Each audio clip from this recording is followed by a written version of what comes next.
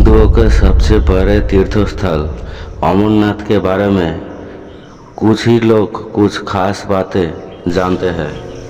आइए जानते हैं अमरनाथ के बारे में कुछ पौराणिक और रहस्यमयी कहानी। अमरनाथ की गुफा कश्मीर से करीब 145 किलोमीटर दूर में बसा है। अमरनाथ जाने के लिए एक रास्ता पहलगाम होके ही जाता है। ये यात्रा आषाढ़ पूर्णिमा से शुरू होकर सावन पूर्णिमा यानी कि रक्षाबंधन के दिन तक ये यात्रा होती है। अमरनाथ गुफा के शिवलिंग को अमरेश्वर शिवलिंग भी कहा जाता है। बहुत सारे पौराणिक ग्रंथों में भी ये यात्रा का उल्लेख है। ये यात्रा आज का नहीं, कई वर्षों साल पहले से ही ये यात्रा चलते आ रही है। इसी गुफा में महादेव ने कई वर्षों तक तपस्या की थी और इसी गुफा में पार्वती को अमरवाणी सुनाई थी, इसलिए इसका नाम अमरनाथ हो गया। गुफा के परिधि लगभग 150 मीटर है, फिर भी इसका बीच में पानी टपकती है और पानी टपकने के वजह से यह एक शिवलिंग के आकार ले लेती है। हालांकि बहुत जगह में इस गुफा में पानी टपकती है, पर ऐसा शिवलिंग कभी नहीं बन पाया। अमरनाथ शिवलिंग का आकार लगभग 10 फीट है, इसलिए ये आकर्षण का केंद्र बन के रह गया है।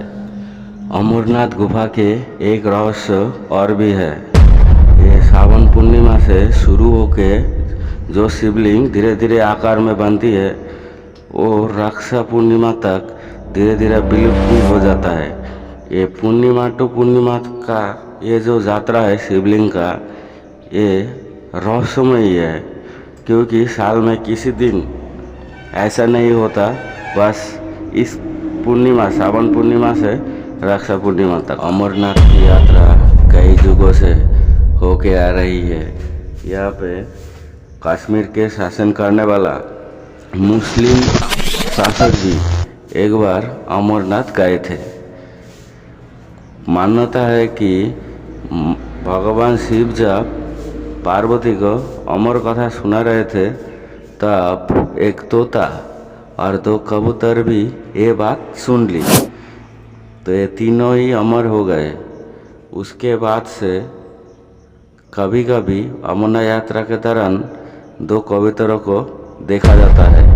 यही एक रहस्य है कि इंसान तो इंसान, महादेव के वजह से पशु पक्षियों भी अमर होने लग गए।